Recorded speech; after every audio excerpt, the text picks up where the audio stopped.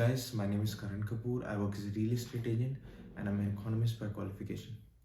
आज हम बात करेंगे रेंट एग्रीमेंट के बारे में और कब हमें रेंट एग्रीमेंट नोटराइज कराना होता है और कब हमें रेंट एग्रीमेंट रजिस्टर कराना होता है। तो रेंट एग्रीमेंट जो है वो एक लीगल डॉक्यूमेंट होता है जो टर्म्स एंड कंडीशन स्पेसिफाई करता है between the tenant and the landlord, जैसे कि duration of stay, the amount of rent and security. और एक रेंट एग्रीमेंट को क्या तो हम नोटराइज करा सकते हैं।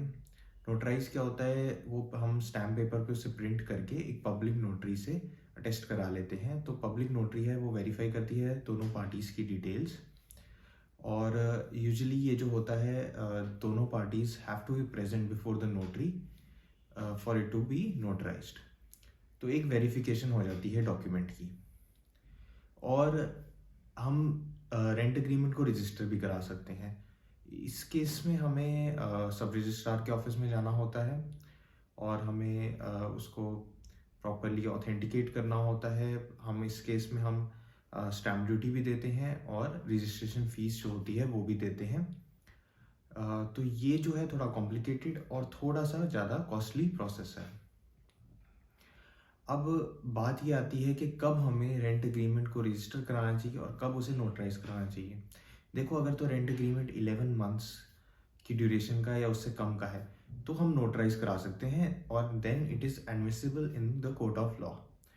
But if the rent agreement is more than 11 months then we have to get it registered before the sub registrar for it to be admissible in the court of law. जो ये जो rule है ये हर जगह नहीं apply करता, क्योंकि कुछ स्टेट्स ऐसी हैं जहाँ पर हमें रजिस्टर ही कराना पड़ेगा रेंट एग्रीमेंट को for it to be legally valid.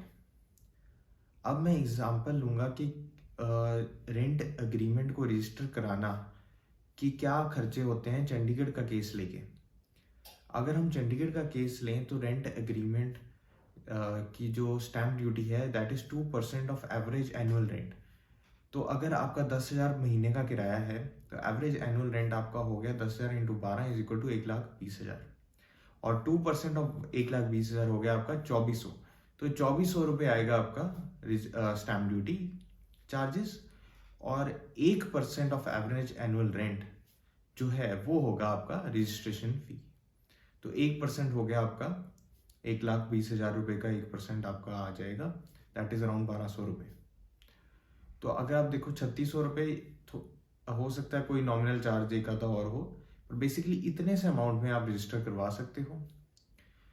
तो इफ़ गाइस ऐसा पैसे बचाने के चक्कर में ना रहिए। अगर आपका ड्यूरेशन जो है वो 11 महीने से ज़्यादा है तो सब रजिस्ट्रार के ऑफिस में जाके उसको ज़रूर रजिस्टर करवाइए।